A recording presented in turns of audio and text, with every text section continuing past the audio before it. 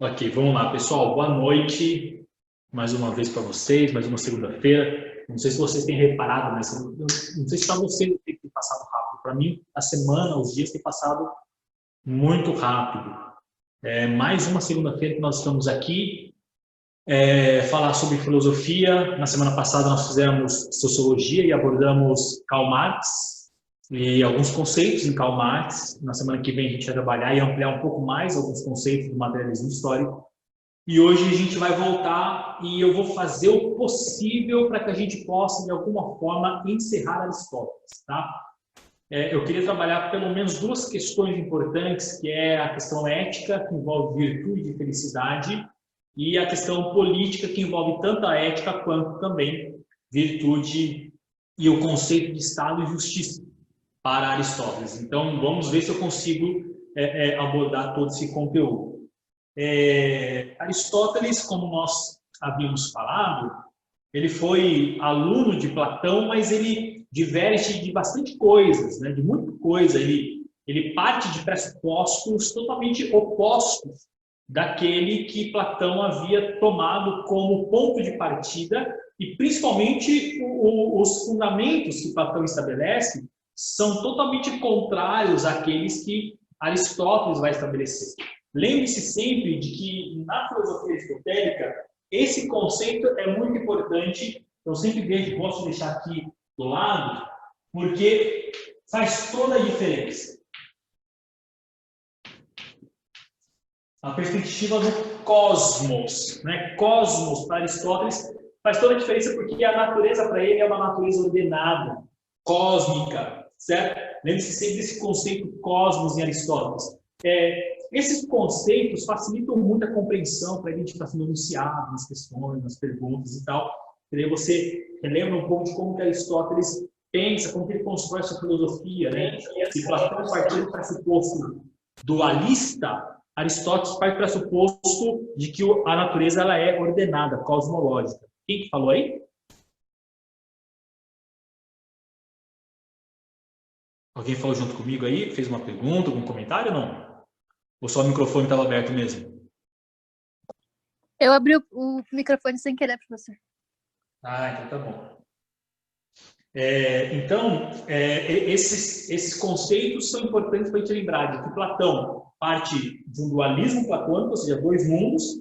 Aristóteles, ele não entende dois mundos, ele entende um único cosmos, cujo cosmos é importante você compreender, e na medida em que você se dedica ao estudo, à contemplação do cosmos, você pode alcançar nesse cosmos as suas essências. Não é naquele mundo de cima como Platão havia proposto para Aristóteles, as essências estão na própria, no próprio ente, no próprio objeto, quando você distingue matéria e forma, substância e acidente, é todo aquele conceito que nós trabalhamos na última aula. Não vou retomar, senão a gente não avança para a aula de hoje. Então, hoje, nós vamos abordar uma outra característica, outros conceitos que estão presentes na filosofia de Aristóteles. Aristóteles ele é o grande nome do filósofo da antiguidade, da filosofia clássica, vamos dizer assim. Existem alguns filósofos, alguns estudiosos, que eles definem a filosofia como se tivesse dois grandes proeminentes, dois grandes nomes, né? Na filosofia clássica, você tem Aristóteles como grande nome da filosofia. Aristóteles ele é muito completo, ele fala sobre tudo, ele aborda tudo, justiça, direito, política, cidadania, questão social, a ética, virtude, felicidade, a física, a metafísica, parte do pressuposto de uma análise cósmica, então, botânica, a perspectiva da natureza. Então, ele é considerado o pai da botânica. Aristóteles, então, ele é bem completo nesse sentido. E nós temos na filosofia contemporânea, ou na filosofia moderna, né, uma das últimas fases da filosofia moderna, nós temos um outro grande nome, que é um cara chamado Immanuel Kant. Então, para os filósofos, esses dois caras são os grandes baluartes da filosofia. Aristóteles, no mundo antigo, e Kant, na modernidade tardia, na parte da modernidade. Então, uma vez que Aristóteles ele parte de muitos conceitos, ele faz uma análise muito ampla, a sua filosofia é muito ampla, então nós temos que pegar alguns conceitos que são conceitos importantes para compreender a sua filosofia, tanto quanto são conceitos recorrentes no vestibular e no Enem, tá bom? Então vamos lá. Nós vamos trabalhar hoje o primeiro conceito que tem a ver também direcionado no sentido da felicidade, daquilo que vai vir como princípio ético e eudaimonia, que é a virtude, né? Para a gente compreender o que é virtude, ou como se trabalha a virtude, ou como que era abordado essa perspectiva da virtude, Aristóteles ele parte do pressuposto de que a virtude não é algo com o qual você simplesmente nasce. Não tem a ver muito com aqueles talentos como nós aprendemos, sabe? Olha, são talentos naturais. Virtude é algo que pode ser ensinado e é algo que deve ser desenvolvido, certo? Então, virtude, na perspectiva de Aristóteles, é um conceito da compreensão grega que é característico do ser humano, que pode ser exercitado na prática, certo? Então, para Aristóteles, a virtude, na verdade, se estabelece naquilo que a gente chama na filosofia de praxis. Certo? Praxis, ou seja, é o que a gente chama de filosofia prática. Certo? Filosofia prática. Eu vi que alguém colocou algum comentário aqui, eu estava de costas. Dá para você repetir novamente?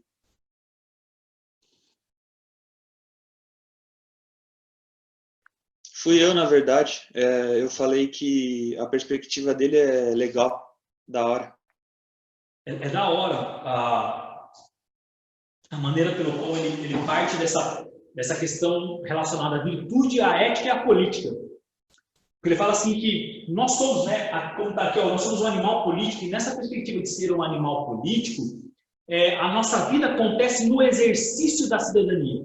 Então, nós somos, de uma certa forma, resultado de uma vida em sociedade. Somos sujeitos sociais, porque Aristóteles compreende que nós somos seres sociais políticos, né? Política no sentido não daquele que faz a política, como nós entendemos hoje, o deputado, o vereador, o prefeito e aí por diante, mas Aristóteles fala que a política é também algo que diz respeito à praxis, à prática, certo? Então, ou seja, é algo que é natural do ser humano e ele é exercido no cotidiano, no dia a dia, na vida. Então, os gregos compreendiam a virtude como sendo algo que deve ser desenvolvido, algo que deve ser buscado por nós e que deve ser ampliado, desenvolvido, praticado, de modo que essa virtude possa fazer parte de nós, não como um princípio abstrato de reflexão, mas como um princípio prático, certo? De modo que você chega a tal ponto que você não precise mais racionalizar a maneira de agir para que você possa, então, agir de forma correta. Isso se transforma tão prático em você, que ele acaba se transformando como um hábito, se tornando um hábito.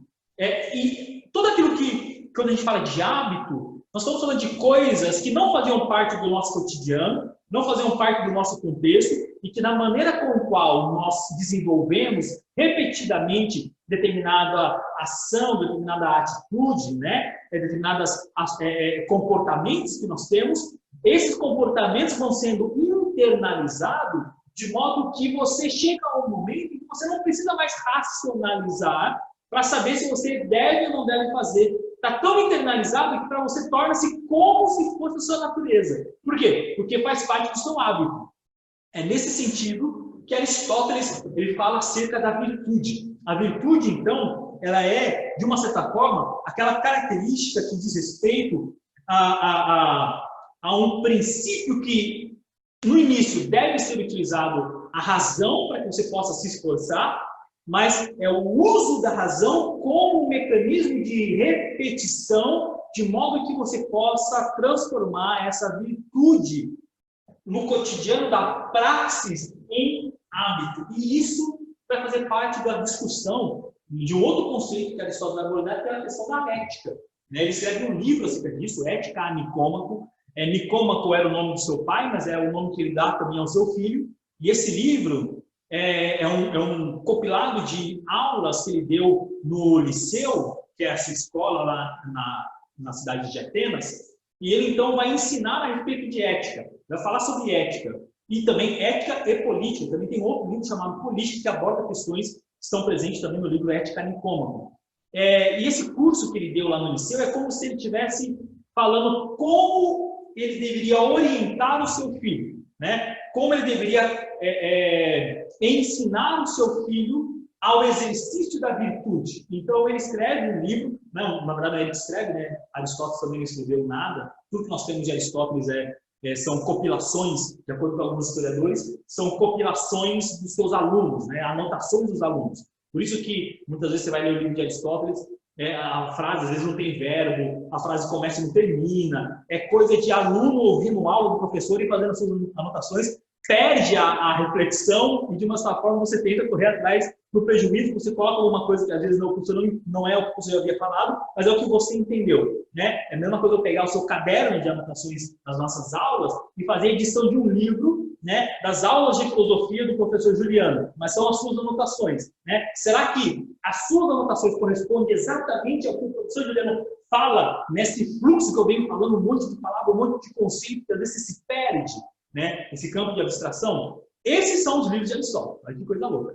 Não é à toa que é muito difícil de ler. São anotações de aluno. É foda, né? Professor, Oi.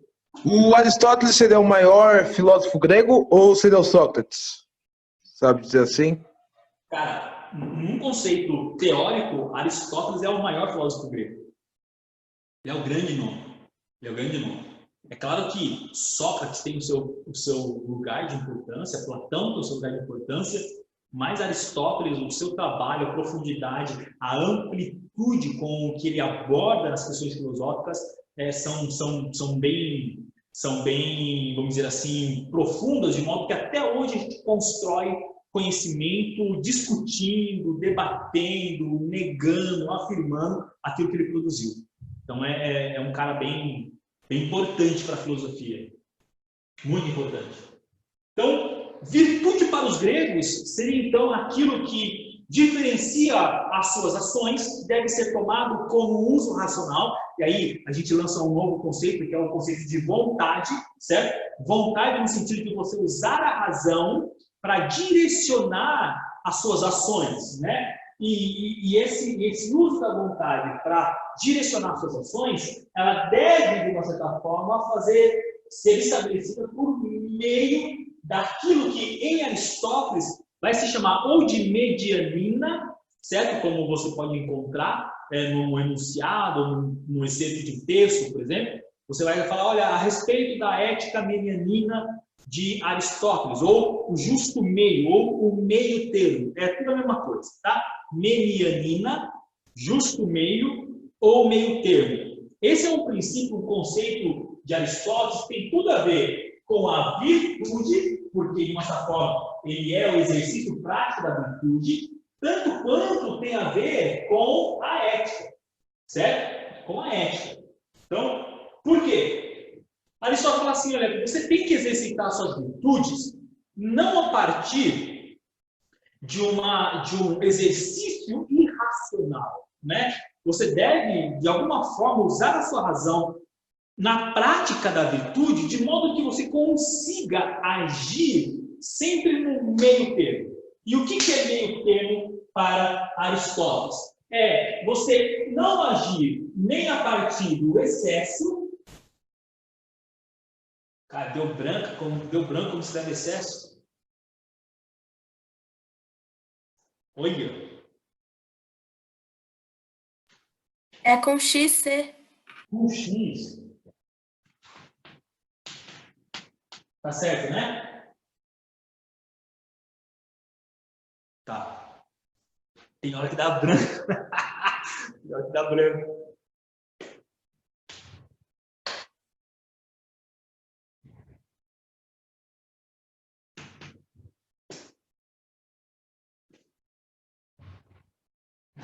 Não, vou pensar assim. Yeah.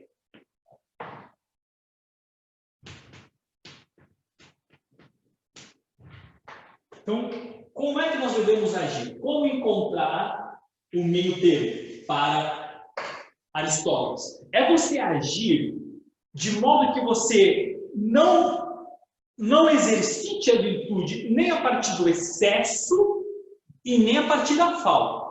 Então, para Aristóteles, o bom caminho é esse caminho aqui, ó, do meio. Certo? É esse caminho do meio. De modo que você não vai agir nem a partir do excesso e nem a partir da falta. Você vai encontrar um caminho do meio, de modo que a sua ação possa ser uma justa medida. É essa a perspectiva. Por isso que é justa medida. A boa ação, o homem virtuoso, ele age por meio do hábito sempre na justa medida. Por isso que, inicialmente, você precisa utilizar a razão para que você consiga encontrar essa justa medida, de modo que você, no exercício prático cotidiano, você possa, de alguma forma, estabelecer como hábito a opção, a escolha pelo caminho do meio. Então, Aristóteles fala que as nossas ações, elas devem ser pautadas por um caminho de moderação, nem pelo excesso e nem pela escassez, nem a falta. Você não deve agir nem a partir de uma perspectiva totalmente, vamos dizer assim, diminuta, né? Contraída, de uma certa forma até tímida, mas nem você deve agir de forma escrachada também. Você deve encontrar um caminho no meio. Ele vai dar diversos exemplos, de diversas virtudes que a gente poderia fazer a opção. Uma das que nós sempre utilizamos como exemplo de virtude é a coragem, por exemplo. A coragem, ela é uma boa virtude, certo? A coragem é uma boa virtude. Agora, qual que é a grande questão da coragem, né? É quando você se transforma num ser extremamente escrachado, no sentido em que você, pelo excesso de coragem, ou seja, aquilo que na filosofia a gente chama de temeridade, né? Nas virtudes, temeridade, no excesso da coragem você coloca a sua vida em risco e a vida de outro em risco. Tá ligado? Aquele cara que é o bonzão, não é nem corajoso, aquele cara que a gente chama de besta, o idiota, né? O cara que coloca a sua vida em risco, né? Aquele cara que vai para além. O que é o cara, não é o corajoso, aquele que está lá no excesso da coragem, aquele que põe sua vida em risco. Aquele que você fala, mano, esse cara é corajoso. Não é disso que Aristóteles está falando. Coragem é você estar na justa medida onde você não peca nem pelo excesso da coragem, porque uma coragem excessiva pode colocar a sua vida e a vida de outros em risco. Então, Aristóteles fala, olha, você tem que encontrar um meio termo da coragem entre a escassez, que vai chamar de covardia, e a falta, que vai chamar de temeridade, certo?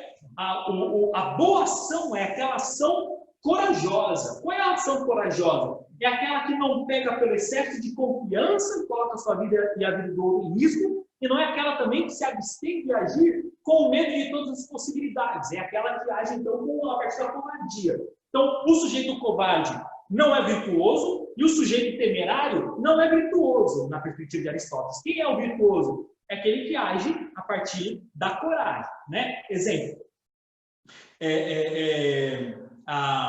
Tudo que se espera de um general nazista é que ele não seja excessivamente corajoso.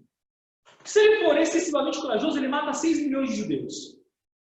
Tudo que se espera de um general nazista é, na verdade, até que ele encontre um princípio de covardia, né? Mais próximo da covardia do que da temeridade. Por quê? Esse caminho do meio. Porque se você também age de forma covarde, você não arrisca, você não vive, você não assume um compromisso com o seu dia a dia da sua vida. Se você age de alguma forma temerária, ou seja, sem nenhum tipo de controle de pensamento, de abstração a respeito de possibilidades, de ponderação, né? O que é a ponderação? É o meio de caminho, certo? Quando você age de forma ponderada, de forma moderada, você está fazendo a opção pelo caminho do meio.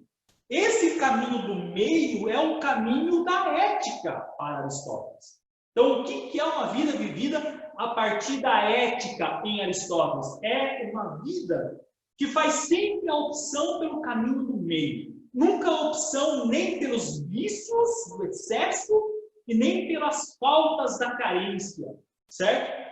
Se você age de forma a colocar a sua vida e a vida de outros em risco, sem ponderar, sem questionar, sem pensar, sem refletir, Aristóteles fala que você não está agindo a partir de uma opção pela virtude, né? Uma ação virtuosa. Pelo contrário, você está comprometendo aquilo que é o seu principal fundamento de natureza, que é a capacidade racional de escolher o caminho do meio, certo? Então, por isso que eu falei que o justo meio está totalmente vinculado à ética de Aristóteles. Por quê? Porque a ética de Aristóteles é o exercício prático, certo? A ética é a praxis da virtude como hábito.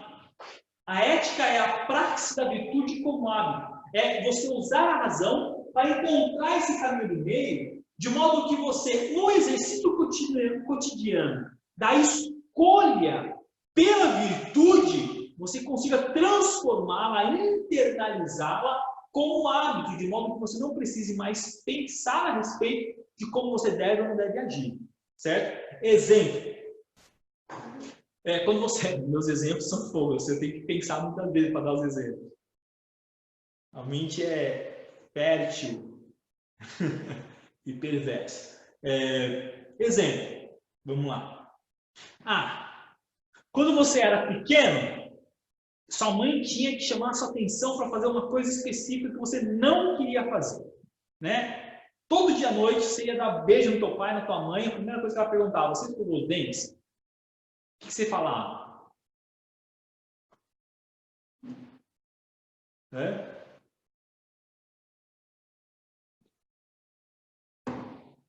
A mãe perguntava: você escovou o dente? Toda criança, se você tem um irmãozinho em casa, você sabe qual é a resposta. O que o irmãozinho responde?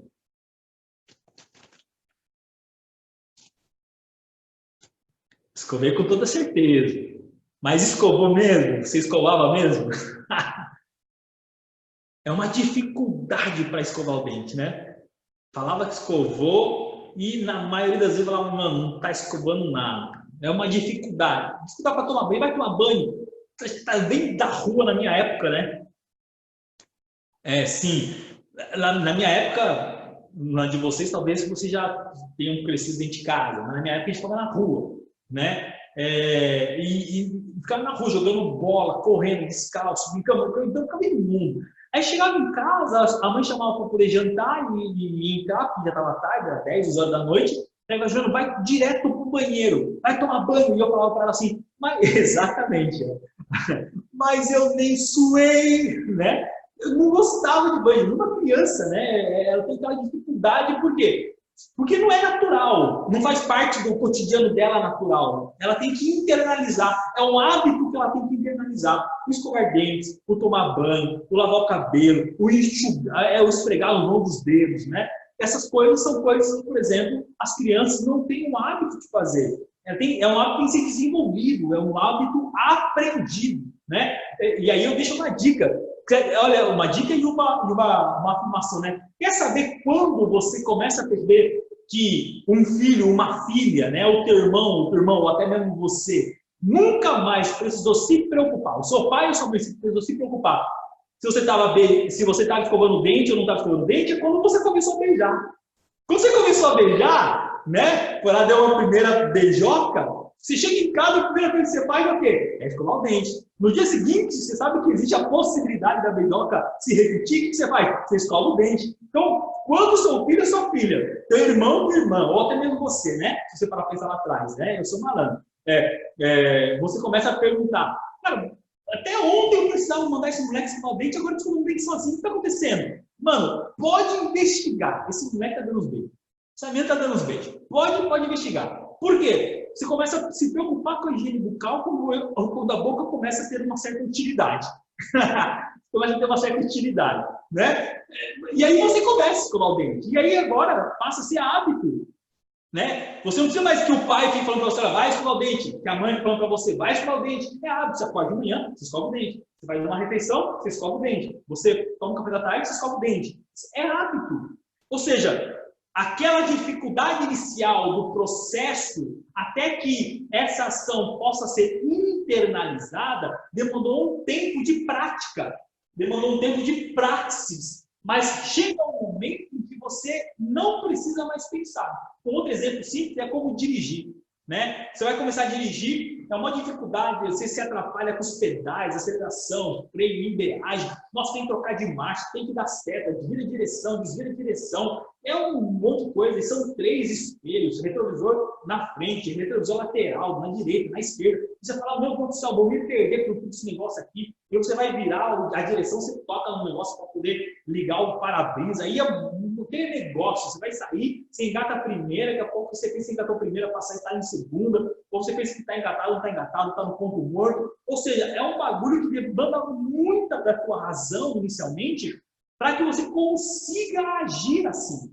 Mas no momento em que você vai praticando, vai dirigindo uma vez, 2 vezes, 10 vezes, 20 vezes, chega um momento em que você internaliza essa prática, esse hábito, certo? Isso agora cai o quê? Você vai de modo habitual. Você não vai pensar para engatar a primeira, segunda. Eu preciso parar e não falar o que eu faço agora. Eu tenho que dar a primeira, tenho que dar a segunda. Como que é o tempo da embreagem do acelerador, solto o freio de mão, o que eu faço? Você não precisa mais. E por que você não precisa mais? Porque transformou-se em hábito.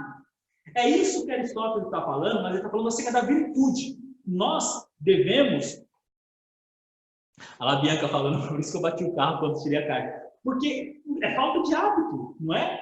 Falta de hábito, você está ali, de uma certa forma, tentando, né? Se esforçando. É o uso da razão, daquele nervoso, a perna não vai, você acelera demais, ou você acelera de menos, o carro morre, acelera demais, o carro está tentando pneu. Tudo isso é o quê? Resultado da falta de prática. Mas na medida que você vai praticando, chega uma hora que você faz tudo com hábito. Você nem percebe mais o que está fazendo. Como escovar o dente, você não precisa mais pensar, nossa, cara, eu preciso escovar o dente. Né? Tá lá minha mãe agora, eu tô com 20, 23, 25 anos, minha mãe falou, e aí, já escovou o dente? Não precisa mais. Então, por que não precisa mais? Porque foi internalizado. Aquela prática que exigiu esforço racional, caiu agora no ambiente da praxis, do hábito, certo? De modo que você age agora como hábito. E é justamente isso que Aristóteles está falando, que você deve exercitar acerca da virtude, na prática da virtude. Então, o que é vida ética ou vida virtuosa? É justamente aquela vida vivida a partir da praxis, de modo que ele se transforma em algo relacionado à própria habitualidade. Eu estava lendo aqui, falando ao mesmo tempo, não conseguia acompanhar toda a sua frase, ela apagou antes. Coloca para mim de novo, por favor, Fausto.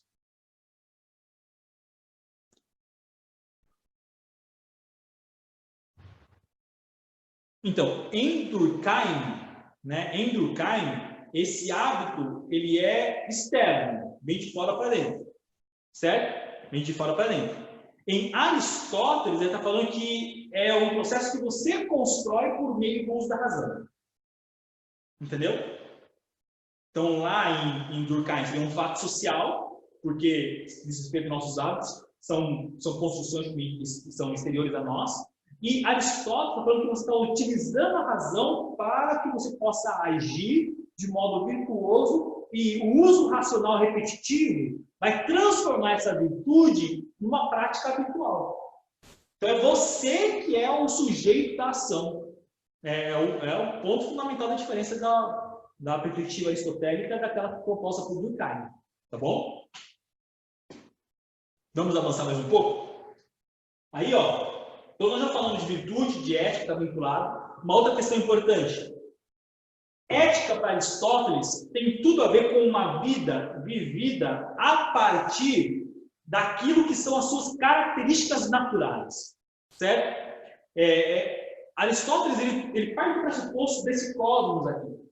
Então cada um de nós fomos dotados de características naturais pelos quais nós precisamos conhecer, identificá-los precisamos saber quais são, de modo que a gente possa, então, participar do todo do cosmos. Eu já falei isso para vocês na aula passada, eu vou repetir hoje, a gente está tratando especificamente disso agora. Lembra que na perspectiva de Aristóteles, na aula passada, nós falamos sobre o princípio teleológico? O cosmos, ele é teleológico. Por quê? Porque tudo no cosmos tem uma finalidade. Nós somos seres racionais e nós somos os únicos seres, em razão da razão, que podemos agir na contramão da natureza. Nós podemos escolher viver a partir daquilo que não é a nossa natureza. Certo? Então, o que Aristóteles vai falar? Olha,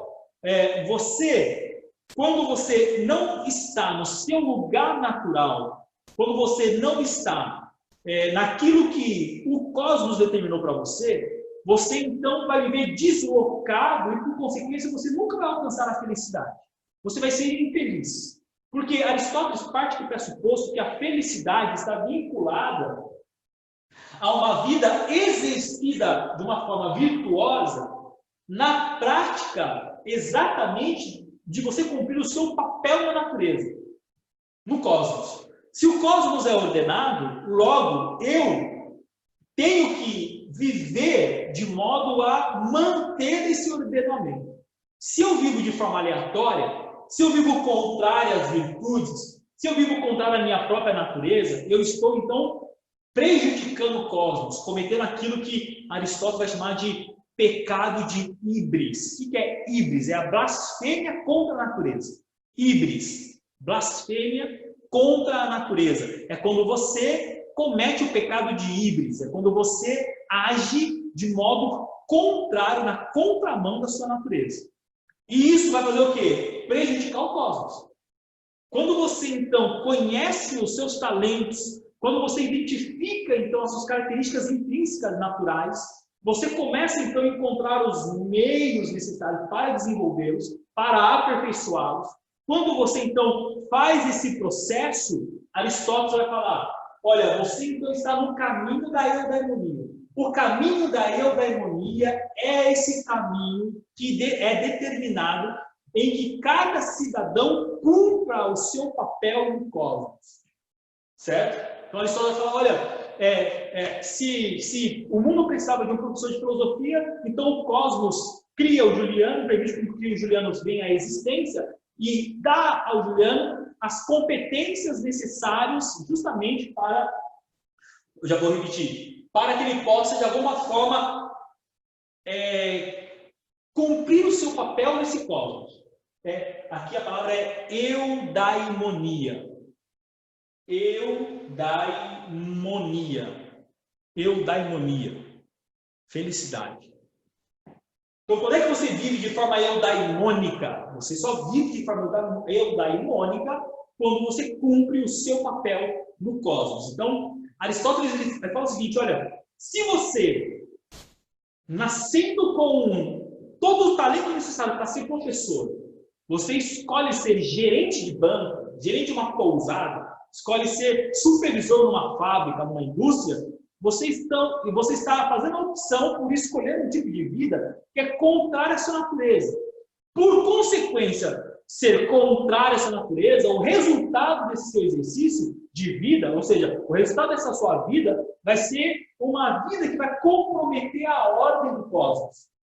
Então, Aristóteles está falando acerca disso justamente para legitimar a perspectiva das desigualdades.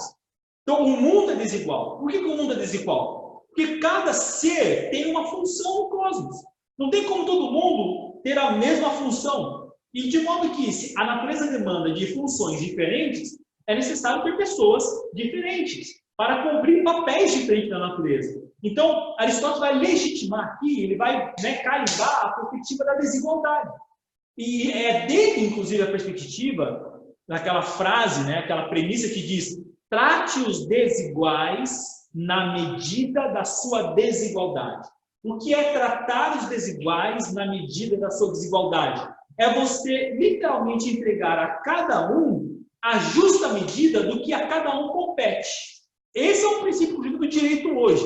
Se alguém entre nós aqui quiser fazer um curso de direito, você vai estudar esse princípio, que é um princípio jurídico. Tratar, não só jurídico, mas é um princípio jurídico Equinâmico, que a gente fala sobre equidade. O que é equidade?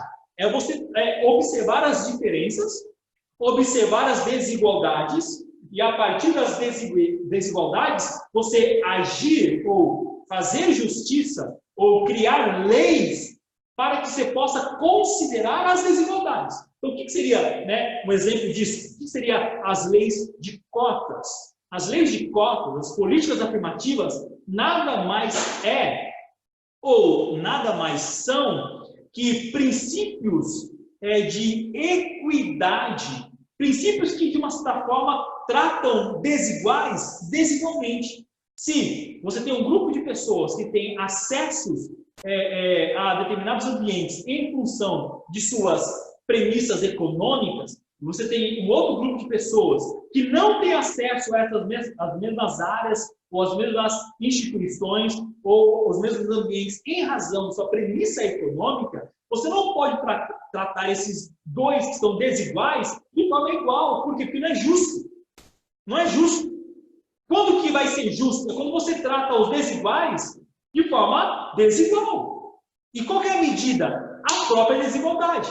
Então, quando a gente fala de princípio de cota, a gente fala de política afirmativa, nós estamos falando de tratamento desigual para seres desiguais. Entenda uma coisa, quando a gente toca nesse assunto, alguma pessoa vai falar assim, mas professor, nós somos todos iguais. Somos, mas você precisa lembrar o Estado disso. Você precisa lembrar a polícia disso. Você precisa lembrar os bancos disso. Você precisa lembrar a sociedade disso. Que, embora nós sejamos todos iguais, nós não somos tratados igualmente. Existem pessoas que têm acessos, que têm facilitações em razão desses acessos e condições materiais. Existem outros que não. De modo que as leis, elas procuram estabelecer princípios para fazer a correção social e ela atua no princípio da desigualdade. Ela atua a partir da desigualdade. Não tem como você tratar desiguais igualmente. Por quê? Porque não são iguais. Se você entender isso, muito do seu argumento, das besteiras que você fala no Facebook em relação às políticas afirmativas, você para de falar. É só você olhar um pouco para você. Veja o quanto que benefício e privilégio você tem e outros não têm. Aí você para de falar. E olha que isso aí, Aristóteles está falando isso no século IV a.C., cara. Né? Nós estamos tratando isso hoje ainda, nas políticas afirmativas no Brasil, quase 2.500 anos depois, e ainda a gente está discutindo o princípio que para Aristóteles ele está fundamentando como algo normal. Era comum na Grécia já viver a partir desse pressuposto. Então, se nós vivemos, se somos desiguais, de modo que a minha vida deve acompanhar esse processo da igualdade. A cidade deve ser organizada a partir da desigualdade. Por quê? Porque isso é justo. Então, o que é justiça? Justiça é você exercer a justiça, exercer a sua vida respeitando as diferenças, respeitando as desigualdades, certo? Tratar os desiguais na medida da sua desigualdade, né? O melhor microfone para o melhor cantor. Adianta, pensa comigo, cara. É lógica isso. Adianta você pegar o puta do microfone excelente e entregar para uma menina, para um cara que não canta merda nenhuma. Aí você pega um microfone ruim, péssimo e coloca para o cara que canta pra caramba, que canta muito, né? Você fala, mano, como que pode? Como que você pode pegar o melhor e entregar para o pior? E você pega o pior e entrega para o melhor. Aristóteles falou, olha, não, você tem que tratar desigualmente. É claro que o princípio de Aristóteles depende do que eu falei agora acerca da desigualdade, tá? Aristóteles vive num contexto de uma sociedade aristocrática, onde tem um grupo de pessoas que formam uma elite que são os privilegiados, no contexto grego chamado de eupátridas, certo? E tem o povão. E tem nós, povão. Não sei se você faz parte do povão, eu faço. Tem o povão. O professor não trabalha só na aula ainda, né? E tem o povão, tem nós, velho, né? E aí que é a grande questão. Como você legitima as desigualdades naquele contexto grego? Você legitima a partir de um princípio natural. Por que aquele cara tem muita terra? Porque ele tem virtude. O cosmos deu para ele determinadas virtudes, determinados talentos, determinadas características naturais que permitem com que ele saiba gerir grandes extensões de terra. Ele tem competência intelectiva para isso. Agora, já você, meu filho, você é acanhado de intelectividade, você é alguém extremamente medíocre de intelectividade, por que você vai querer ter a mesma coisa que o outro se você não tem competência para isso? Olha como Aristóteles é foda, velho. Aristóteles é foda. Olha para onde ele vai. De modo que, se você nasceu, né, para ser professor, mano, o que o cosmos espera de você é que você seja professor. E aonde que está a sua felicidade? Em você cumprir o seu papel no cosmos. De modo que, se você fazer aquilo que você foi dotado naturalmente para exercer na vida, você então vai alcançar a felicidade. Agora, eu falo assim, eu não quero ser professor, eu quero ser presidente da República. Mano, vai ferrar com tudo, velho. Né? Parte aqui mesmo pressuposto. Né? Mano, o cara nasce para ser metalúrgico, o cara tem talento para ser metalúrgico, o cara tem ferramentaria, o cara tem metalurgia, aí o cara vai sair da metalurgia, o cara quer ser presidente da República, com o dedo faltando ainda, tem que nome, vai falar no ano seguinte, velho. Tá entendendo mais aí, velho? Né? E aí, companheiro, tá entendendo mais aí, companheiro?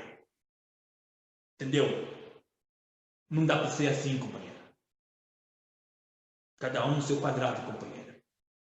Entendeu onde tem que ir?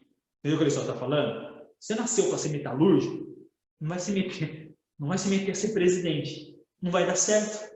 Como não deu. Você nasceu para ser militar, capitão, vai ser capitão. Não vai se meter a ser presidente. Não vai dar certo. Por quê? Você não tem talento para isso. Você não foi dotado de competências naturais, diria Aristóteles. E, professor, o senhor pensa assim? Eu não. Eu estou ensinando Aristóteles. Aristóteles pensa assim. Certo? Vale essa ressalva. Bom, vocês entenderam a perspectiva? Onde é que a minha vida é uma vida ética? É quando a minha vida ela é vivida a partir da virtude, de modo que eu encontro o meu lugar natural e exerça o meu lugar natural. Lembra daquele princípio que nós estudamos na última aula de filosofia de ato-potência? Né? Falamos dos entes, ato-potência. Eu fiz um comentário naquela aula a respeito disso que eu estou falando hoje. Né?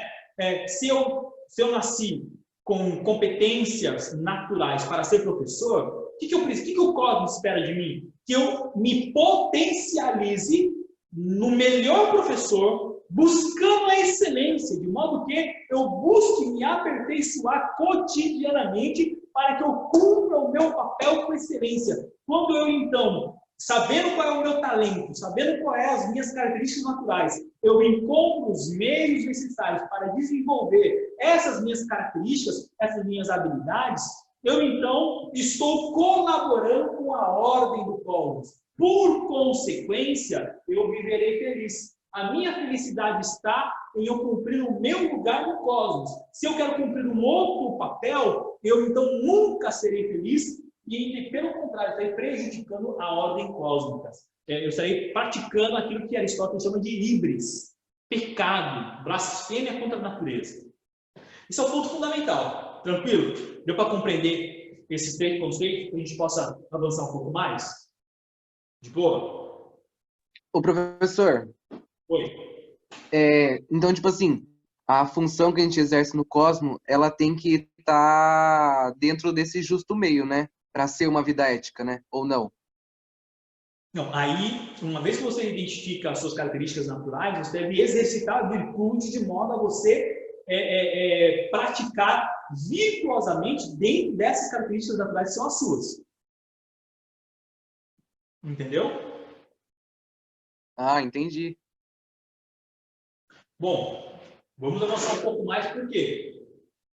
Porque se virtude é a escolha do caminho do meio, o justo meio, justa medida, e é justamente a prática disso que é uma vida ética, ou seja, é a virtude aprendida e desenvolvida de modo a transformar em hábito, e quando eu faço isso, eu posso experimentar a felicidade, a minha felicidade está condicionada ao cosmos. Só que eu, enquanto ser humano, a minha realização nesse cosmos está numa perspectiva que Aristóteles chama de política. Por quê? Porque eu sou político. Você é político. Nós somos, por natureza, políticos, de modo que nós, então, cumprimos papéis políticos na cidade, né? E quando a gente fala de políticos, estou falando aqui de cidadania.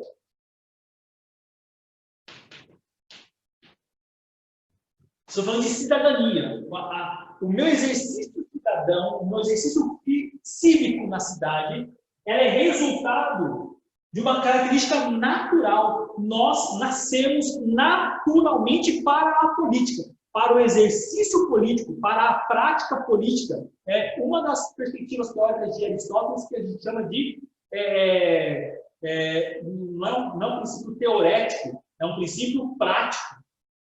Certo? Porque não é apenas teoria, é vida vivida na praxis. Então, eu vivo política no cotidiano da minha vida. Eu vivo política no exercício da minha vida. Quando eu vou para o supermercado, eu faço política. Quando eu sento na minha casa com a minha família, eu faço política. As minhas relações sociais são relações políticas. Por quê? Porque Aristóteles entende que a vida na polis é uma extensão da vida do individual. É uma extensão do indivíduo. De modo que eu só sou um sujeito racional, distintivo dos demais seres, porque a minha autorrealização, diria o psicanalista, né? O referencial do eu, diria Freud, né? O meu eu, o meu ego, né? Uma linguagem psicanalista, uma linguagem psicológica, o meu ego, ela só se percebe como ego na polis. Eu só me percebo como sujeito na cidade. Por quê? Porque eu sou dotado de uma característica natural que Aristóteles vai chamar de política. Por quê? O homem é um animal político. E esse é o fator diferenciador de todos os demais seres. Por que é diferenciador? Porque nós, no exercício da nossa cidade, nós vivemos de modo a buscar aquilo que é fundamental para a nossa convivência. O quê? O bem comum. Nós vivemos para o bem comum. Ah, Juliano, mas as formigas também fazem isso. As formigas fazem, mas não sabem o que fazem. Essa é a diferença. Certo? Não apenas fazem, mas elas não sabem o que fazem. E por isso não são racionais. Por isso não são chamados de seres humanos. Nós não apenas fazemos, buscamos o bem comum, tanto quanto nós sabemos quais são os meios para alcançar. E quando nós identificamos na nossa convivência algo que está prejudicando o bem comum, nós fazemos uma intervenção de modo a fazer uma correção social com vista a alcançar o bem comum. Ou seja, a vida na polis, ela é vivida, ou ela deve ser vivida, na perspectiva de Aristóteles, com cada cidadão almejando alcançar aquilo que ele vai chamar de o bem comum. Certo? O bem comum. Então, o que é o Estado político, né? O Estado político. O Estado político é um conjunto de cidadãos. É um conjunto de cidadãos. Forma-se o Estado. Então, veja que o Estado não é uma instituição como nós conhecemos hoje, na perspectiva grega aristotélica. O Estado é um conjunto de cidadãos cujo objetivo de cada cidadão é regido por uma Constituição que garanta ou promova o bem comum. Então, o Estado é um colegiado grupo de pessoas, cidadãos, que escrevem uma Constituição, pode ser escrita ou oral, uma tradição oral, leis, que tem como objetivo regulamentar a convivência humana, tendo em vista ou com vistas ao bem comum. Então, qual é o objetivo das nossas leis? Bem comum. Qual é o objetivo da divisão das instituições da cidade? Bem comum. Qual é o objetivo do legislativo, executivo, judiciário? Almejar e proteger o bem comum. Certo? Então, esses conceitos de Estado e política em Aristóteles está totalmente vinculado àquilo que ele vai determinar como justiça. E aqui eu vou apagar para introduzir um outro conceito. Justiça. Professor, a polis é a extensão do indivíduo, é isso? A polis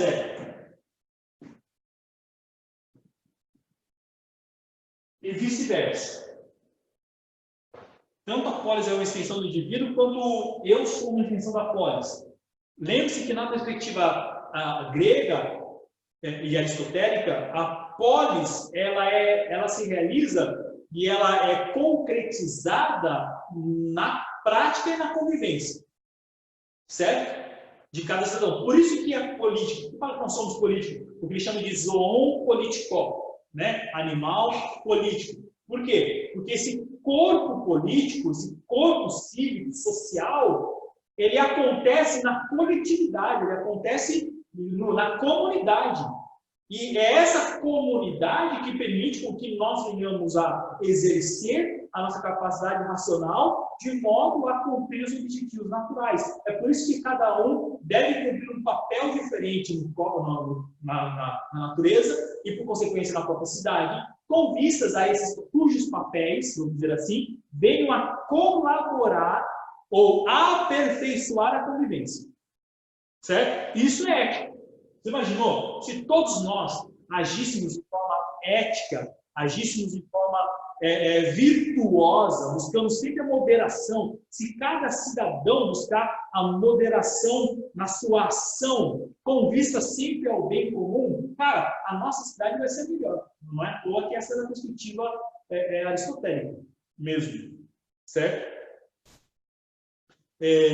Então, na perspectiva de Aristóteles, o bem comum tem a ver com justiça. Certo? O bem comum tem a ver com justiça. Por que o bem comum tem a ver com justiça? Porque se o Estado tem como objetivo, né, fazer aquela junção de grupos de pessoas, né, grupos de cidadãos, que se reúnem com o objetivo de defender, elaborar e respeitar uma Constituição, seja ela oral ou escrita, com vistas justamente a alcançar o bem comum, quando você, então, consegue objetivar o bem comum, a cidade torna-se uma cidade justa. Se você vive de forma a contribuir com o bem comum, você, então, vive de forma justa. Então, o que é justiça para Aristóteles? Justiça tem a ver com o exercício e a defesa do bem comum. Você age com vistas a alcançar o bem comum, e a justiça é justamente a defesa do bem comum. Nesse sentido, ele vai propor 3 tipos de justiça. Certo? 3 tipos de justiça. Quais são os 3 tipos de justiça? Primeiro, vai falar de justiça participativa,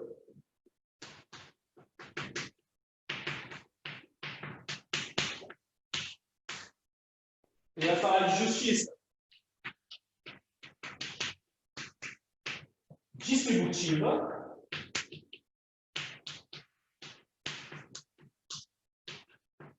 e ele vai falar de justiça punitiva.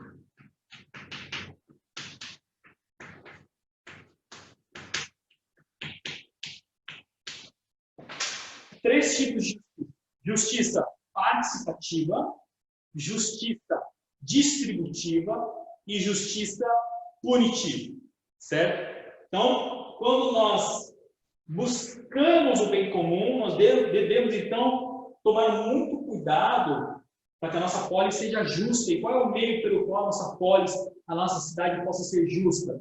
É quando nós, então, autorizamos a participação de todos os cidadãos, nós retribuímos a participação dos cidadãos que tem como objetivo o bem comum e nós punimos aqueles que são os contraventores. Uma palavrinha de cada um, então. O que é justiça participativa? Justiça participativa. Oi. Essa participação da sociedade é no âmbito grego, né? Onde é só maior de 21 anos, seria isso?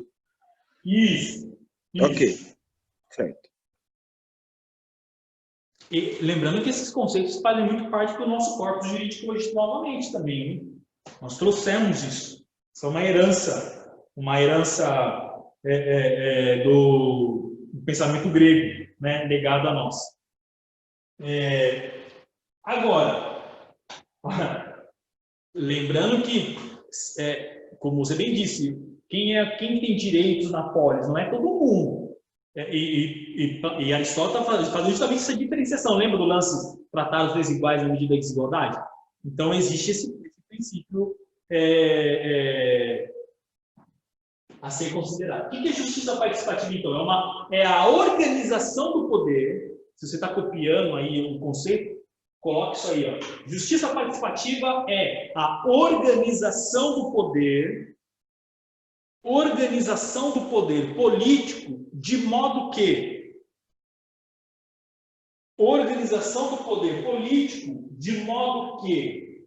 os cidadãos, quais cidadãos?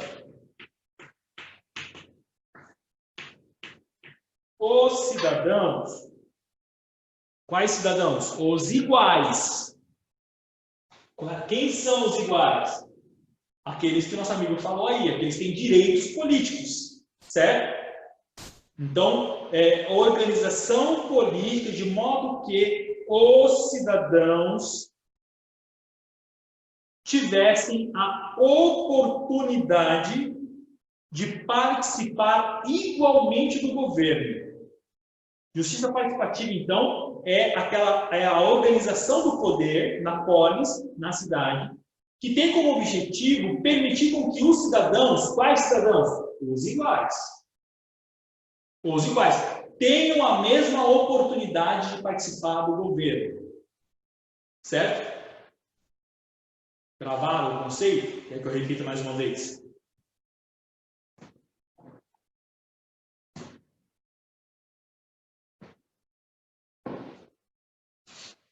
Justiça participativa, então, organização do poder de modo que permita com que os cidadãos possam participar igualmente do poder, igualmente do governo da cidade. Justiça participativa, certo? Então é aquela que garante o direito de todos participar. Quais todos? Os iguais. No nosso contexto, diríamos todo cidadão. No nosso contexto, né? Fazendo a transposição para a nossa realidade. Justiça participativa. Todo cidadão tem direito de participar da política, seja votando ou seja sendo votado. É um princípio jurídico dado ao exercício cívico, direito civil, né? Que nós chamamos de direito político, direito civil, direito social. São direitos cívicos. Você tem que participar da política, certo? Aqui, Aristóteles de justiça participativa. O que é justiça distributiva? Justiça distributiva.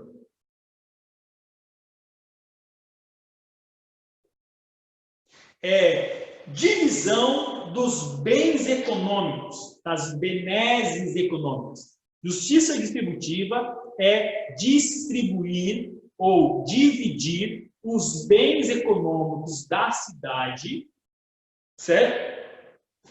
Ou seja, é dar a cada um de acordo com o que lhe fosse devido. Dar a cada um de acordo com o que lhe fosse devido, segundo ou conforme suas diferentes necessidades. Então, justiça distributiva é aquele que retribui o cidadão cujo cidadão agiu de forma a contribuir e colaborar com a cidade, de modo que os recursos oriundos da cidade devem ser devolvidos, devem ser pagos, devem ser, de uma certa forma, divididos economicamente com aqueles que agiram, e essa divisão deve ter como critério aquilo que lhe é devido, conforme as suas diferentes necessidades. É aqui que surge aquela ideia do mérito. Meritocracia. É aqui que começa a nascer a ideia do mérito. Ou seja, você deve receber aquilo que você merece. E que você merece a partir do quê? A partir das suas competências individuais, daquilo que você contribui para a polis, que você contribui com a cidade. Na medida da sua ação, é a medida que você deve ser tratado. Trate os desiguais na medida da desigualdade. como que você distribui as riquezas? Como que você distribui os bens de forma desigual? Por que desigual? Porque a cada um é dado aquilo que lhe é devido, ou seja, aquilo que ele merece. Então, a justiça distributiva é a justiça que tem como objetivo o exercício do mérito, certo? É premiar os melhores, é premiar aí os diferentes, certo?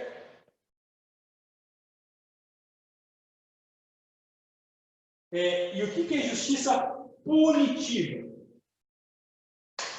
A justiça punitiva é aquela que tem como objetivo corrigir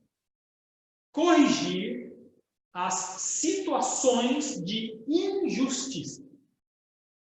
Justiça punitiva é aquela que tem como objetivo corrigir as situações de injustiça.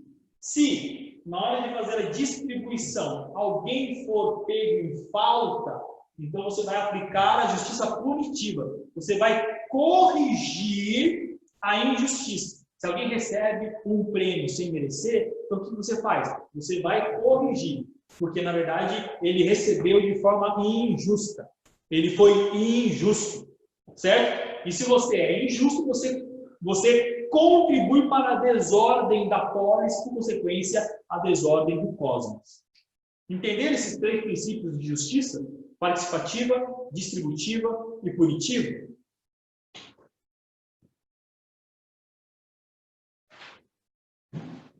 Sim. Dúvidas até aí ou a gente pode avançar mais um pouquinho?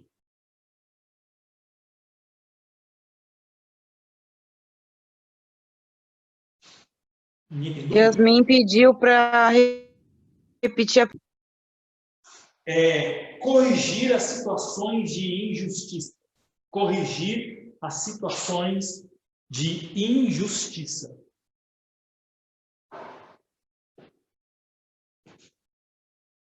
Então, compreendido isso, quais são? Aristóteles vai falar sobre política no sentido do Estado? Ou organizações de governo? Também, dinário? Também. Como que ele fala acerca disso? Para Aristóteles, existe... Vou pegar aqui. Para Aristóteles, existem, na perspectiva política, e vai estar no livro da política, né? O que ele vai propor, são 3 tipos de governo, certo? Ou seja, aqui ele fala que as melhores formas de governo, é aquele que ele vai chamar de monarquia,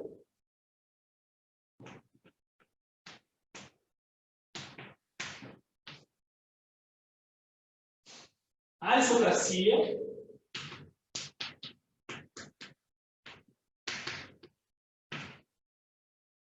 e a politeia.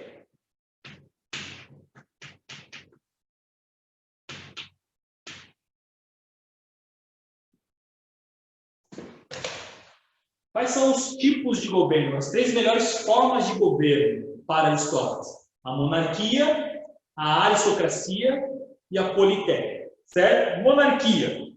Para Aristóteles, monarquia é o tipo de governo de um só. Certo? De um só.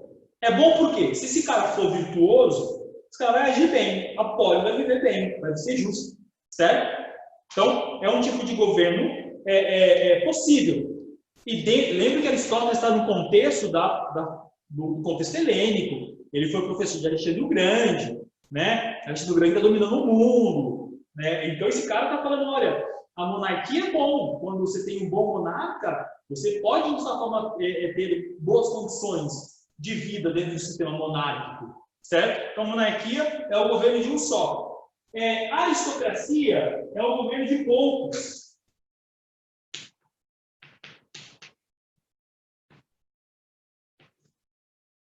Né? A aristocracia é o governo de poucos. E aí Aristóteles ele parte do pressuposto do governo de poucos como sendo esses poucos chamados melhores. Governo dos melhores, aqueles que são chamados iguais, lembra? Né? Os iguais, os melhores, os bem-nascidos. Governo de poucos, é o que forma uma oligarquia, né? Governo de poucos. Então, a aristocracia também é um tipo de governo aceitável para Aristóteles. E também tem aquele que é a politeia. O que é a politeia? É a partir de um regime constitucional. Né? Constitucional. A politeia poli muitos, certo? Poli muitos. Então, é o tipo de governo de muitos cidadãos. Quem são esses cidadãos? É justamente aqueles que têm o direito de exercer a cidadania. Pensando aqui, o princípio é o que é o germe da democracia.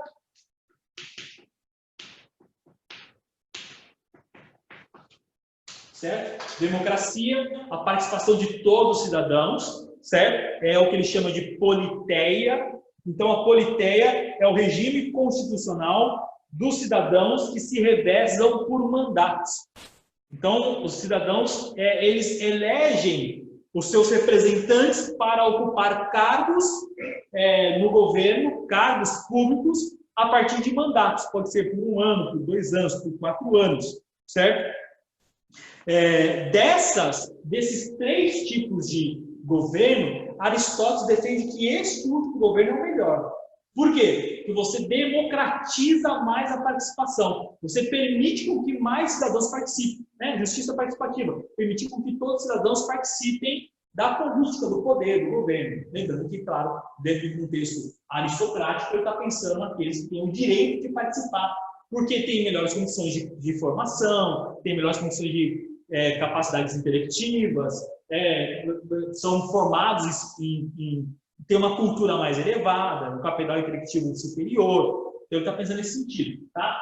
Esses 3 tipos de governo se opõem a outros 3 tipos também de grupos políticos, certo? Quais são que eles se opõem? Né? Vou apagar aqui.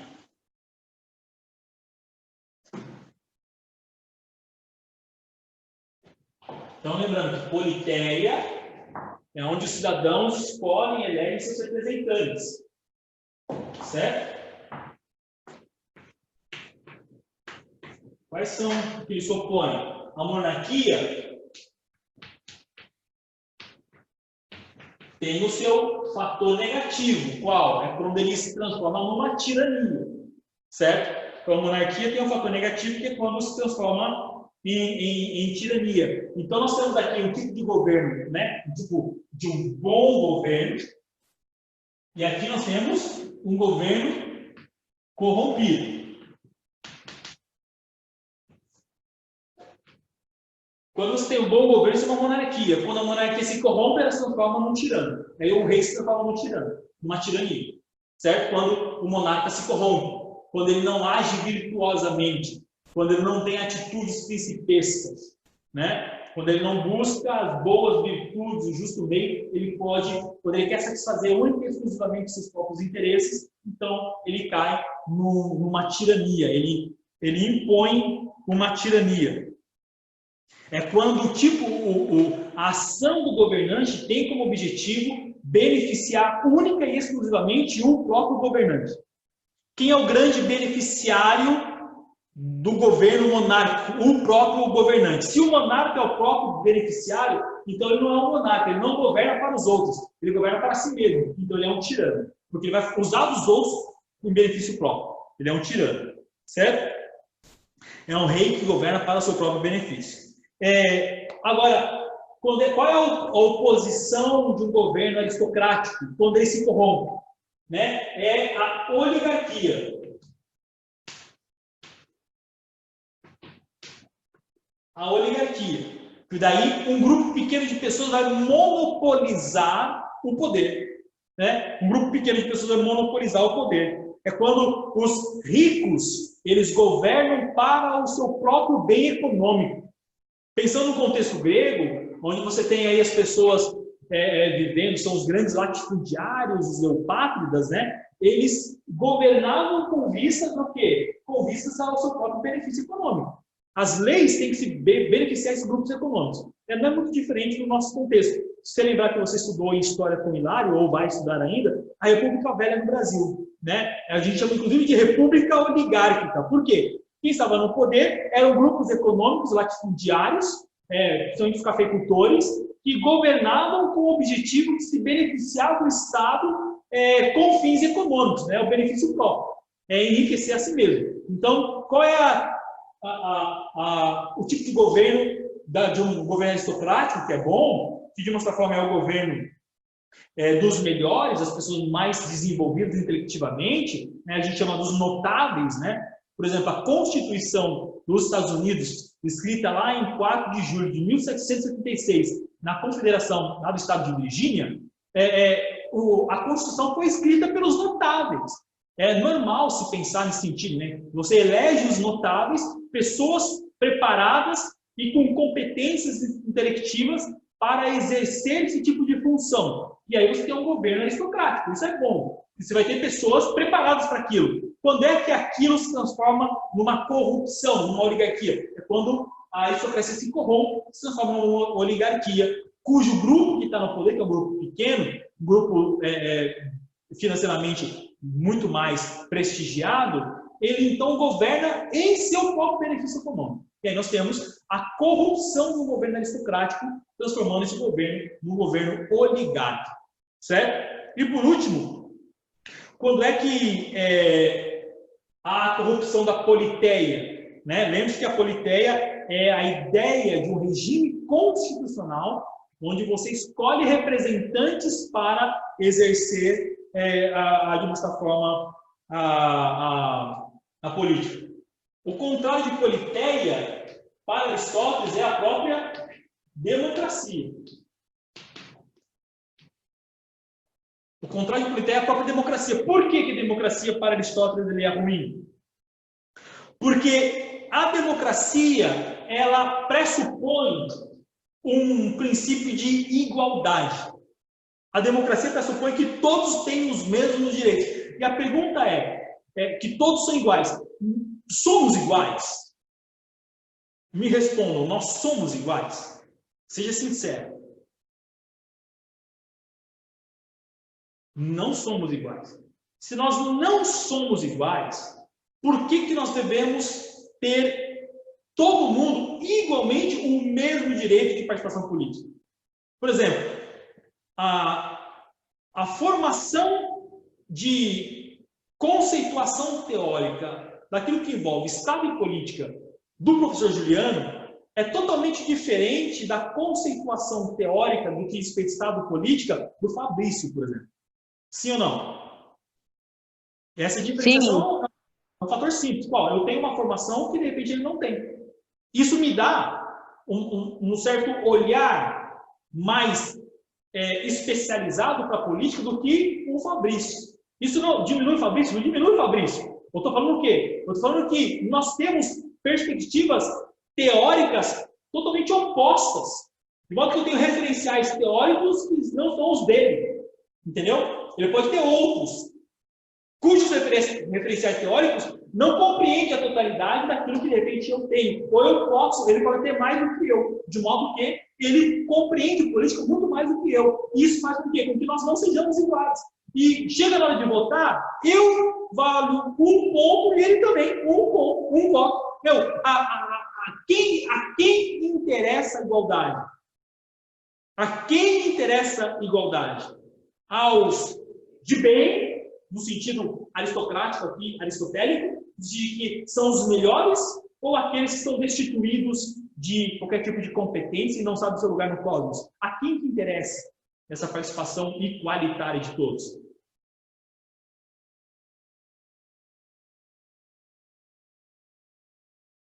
Está entendendo o que você está falando? Inclusive, isso vai ser retomado por Nietzsche, lá na frente, quando Nietzsche for falar a respeito da genealogia além do bem e do mal, quando vai falar acerca da valoração, vai discutir esse lance da igualdade, falando quem foi o besta que disse que nós somos iguais? E quem é o idiota que defende uma democracia igualitária para todos, se nós não somos iguais? A quem interessa? Aos fortes ou aos fracos? Professor, então é basicamente assim, numa votação, num sentido não tão real assim, era para favorecer os fracos, porém sempre favorece os fortes, certo?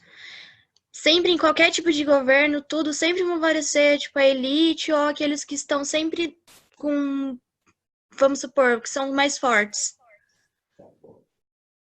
Então, lembrando que a gente está pensando num contexto grego, onde existe uma compreensão de uma hierarquia social, certo? Tem uma hierarquia social, tem pessoas que são bem nascidas e pessoas que não são bem nascidas. Pessoas que sabem o seu lugar no cosmos e tem uma barranca de gente que nem sabe por que nasceu. Não é muito diferente. Não é muito diferente dos nossos dias, né?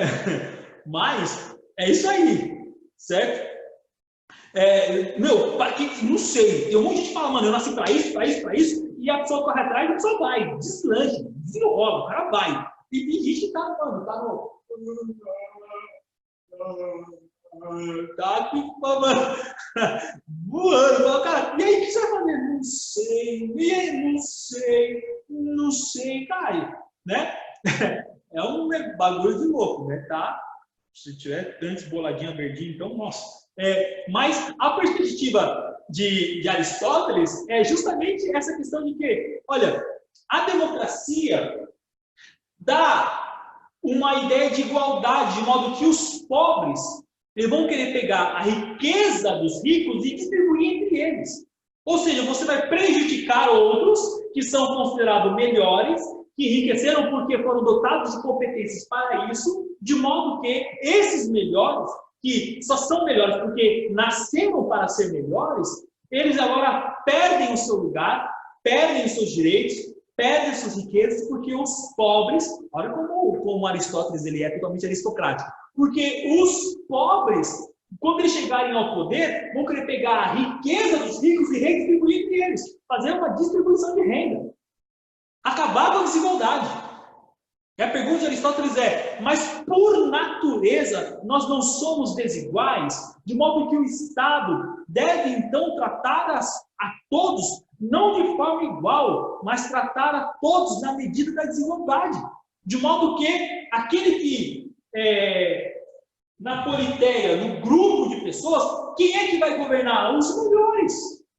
Pessoas, quem é que vai escolher para ocupar os cargos de políticos? Os melhores. O senhor não vai... Eu preciso maneirar as coisas na minha cabeça. Você não vai escolher qualquer um, tá ligado? Para pôr na política. Você não vai eleger qualquer um. Não existe... Mano, tiririca, velho. Tiririca. Pior que tá, não fica. Cabra mentiroso. Não só ficou pior, como estragou tudo. Tá uma merda. Tiririca. Tiririca. Mano, quem que elege o Tiririca? Mano, é democracia.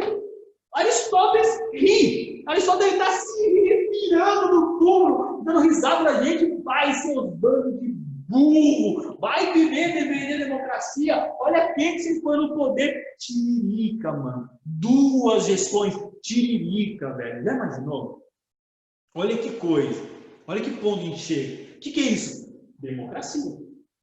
Aristóteles vai falar, tá vendo? Politeia não é democracia. Politeia é quando vocês escolhem deliberar, escolhem pessoas que são capacitadas para ocupar cargos temporários. Mas você escolhe pessoas preparadas para isso. Agora, a democracia quando Aristóteles está falando de democracia aqui, ele está falando de democracia direta, tá? Que era o que acontecia na Grécia. Era democracia direta, não era por representação. Era você que se representava na polis. Você que ia ali no ágora e você defendia os seus interesses. Então, cada cidadão defende o seu interesse. Aí, vamos imaginar, né? Se diante da lei, da participação política, todos somos iguais, você tem um grupo de pessoas que financeiramente são mais abastadas e nós, os pobretões que estamos aqui, somos financeiramente acanhados de recursos, né? O que a gente faz? A gente se une para votar leis para tirar deles para dar para a gente, distribuir entre nós. Então, que tipo de política poderia ser boa a partir disso, segundo Aristóteles? Gente, pelo amor de Deus, eu estou explicando Aristóteles, tá? Não vai falar esse professor, ele é um professor totalmente classista, é um professor elitista. Gente, eu sou de humanos, velho. Eu já sou acusado de ser comunista todo dia. Quanto mais achar que eu sou racista e preconceituoso. Eu estou explicando Aristóteles, na perspectiva de Aristóteles. Isso aqui não é minha opinião, é a opinião de Aristóteles, velho. Deixar isso bem claro. Depois você mostrar para a internet, então vai achar que o professor Juliano é totalmente um cara sem noção. É Aristóteles. Entenderam a diferença? Da monarquia, tirania. Aristocracia, oligarquia. Da politeia, é quando você escolhe pessoas para representá-lo, você tem a participação direta aqui. Certo? Tranquilo? E aí, nós encerramos Aristóteles hoje. Dúvidas? Boa.